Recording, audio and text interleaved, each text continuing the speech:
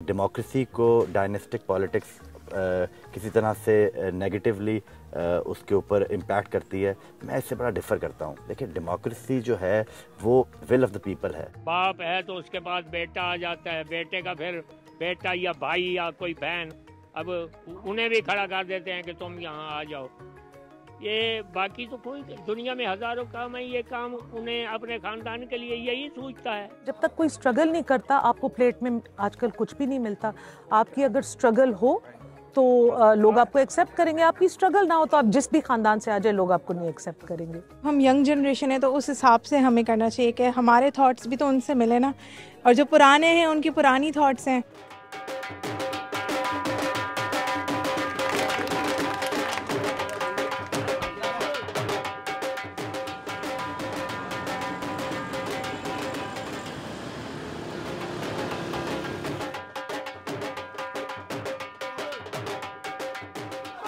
National party जिंदाबाद। TP 213 सारी आवाम के इल्तमास है कि आपने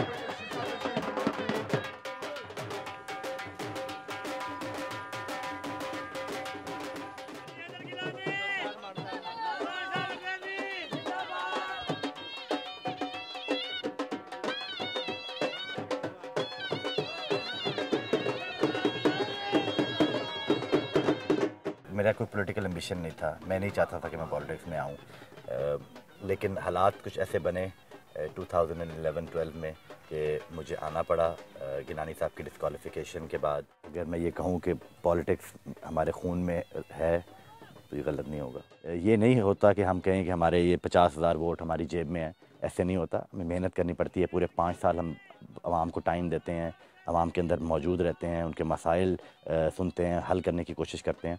तो वो एक बड़ा लंबा प्रोसेस है जो एक पॉलिटिशियन से, हर पॉलिटिशियन को गुजरना पड़ता है, सिर्फ मुझे नहीं।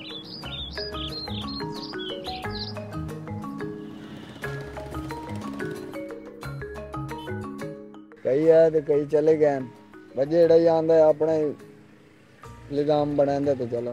बाप बेटा दादा इनकी जो सियासत थी ना वो हमने देख ली है, इन्हें छोड़ दो, अब नए लोगों को आना चाहिए। वो आते हैं सिर्फ वोट के दौरान, उस दिन उन्होंने बातें करनी होती है, चंद बातें करनी, उनसे भी आधी पूरी होती आधी नहीं होती। जिम्मेदार हैं साडे डाडे परडाडे तो आंदे भैन असा अपने ईमान नाल कहन नहीं आते, वो सानू जिवें मलिक आखते ना असा उन्हां दे।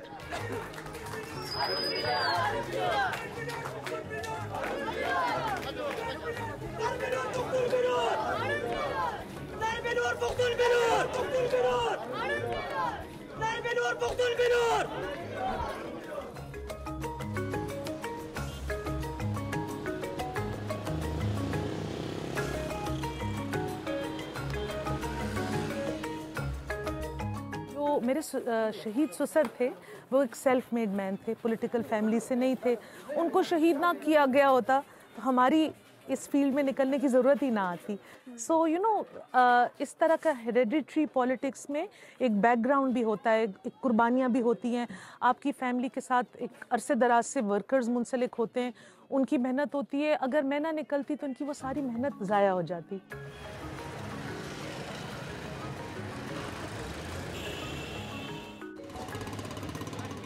जो पुराने तजुर्बाकार लोग हैं उन्हीं को आना चाहिए।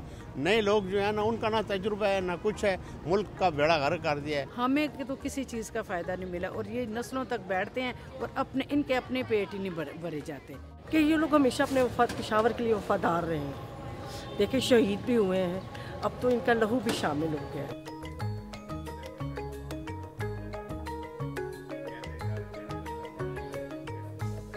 सियासत कोई कारोबार नहीं होती कि जी मेरा कारोबार ये चलाएगा।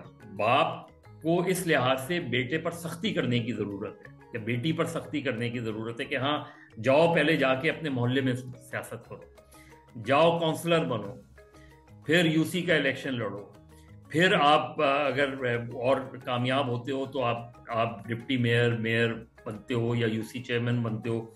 उसमें फिर आप लोग खुद आकर कहेंगे आपसे कि जी आपके बेटे ने बड़ा काम किया, आप इसे क्यों नहीं ऊपर लाते।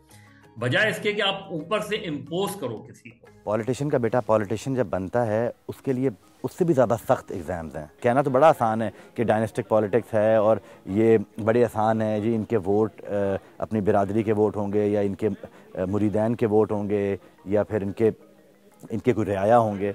ये ऐसे इतना आसान नहीं है, ये बड़ा एक कॉम्प्लेक्स सा मिक्स है जिसके लिए आपको बहुत मेहनत करनी पड़ती है। मेयर का इलेक्शन था, पार्टी की बहुत विश थी, ख्वाहिश थी कि हमारी फैमिली से कोई यंगर जो या मेरा बेटा या मेरा नेफ्यू जो हैं वो खड़े हों। बच्चे उस वक्त बिल्कुल 25 सालों के थे, हम बिल्कुल वो नहीं थे, तो हमने अपने एक आम वर्कर को टिकट दिया, उसको सपोर्ट भी किया, उसने 50,000 से ऊपर वोट्स भी लिए।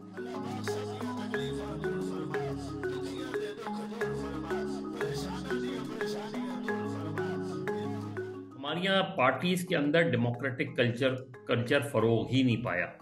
मिडिल क्लास का आदमी जो है वो अब इलेक्शन लड़ने की पोजीशन में ही नहीं रहा, क्योंकि अब सियासी जमातें वो नहीं कोई 4 से 5 करोड़ रुपए नहीं ला सकता एक मिडिल क्लास आदमी कि वो पहले पार्टी को 1 लाख 2 लाख 5 लाख टिकट अप्लाई करने के लिए दे, फिर इलेक्शन लड़ने के लिए वो ये सारे पैसे खर्च करे। मैं कैंपेन खुद करी हूँ, मेरे साथ मेरे ये सारे भाई हैं जो अवामी नेशनल पार्टी के वर्कर्स हैं। इनमें से जो सबसे ज़्यादा कैपेबल होगा वो डेफिनेटली आगे जाके ये मेंटल उठाएगा। हमने एक बेड़ा तो नहीं उठाया हुआ। पाकिस्तान के मसाइल ख़त्म हो जाएंगे 80% अगर हम एक अच्छा लोकल गवर्नमेंट सिस्टम इस मुल्क में राज करें और वो कंटिन्यू रहे, वो चलता रहे, तो फिर हमारे मसाइल हल हो सकते हैं। इससे पॉलिटिकल लीडरशिप भी आती है और इससे लोगों के बेसिक मसाइल भी हल होते हैं।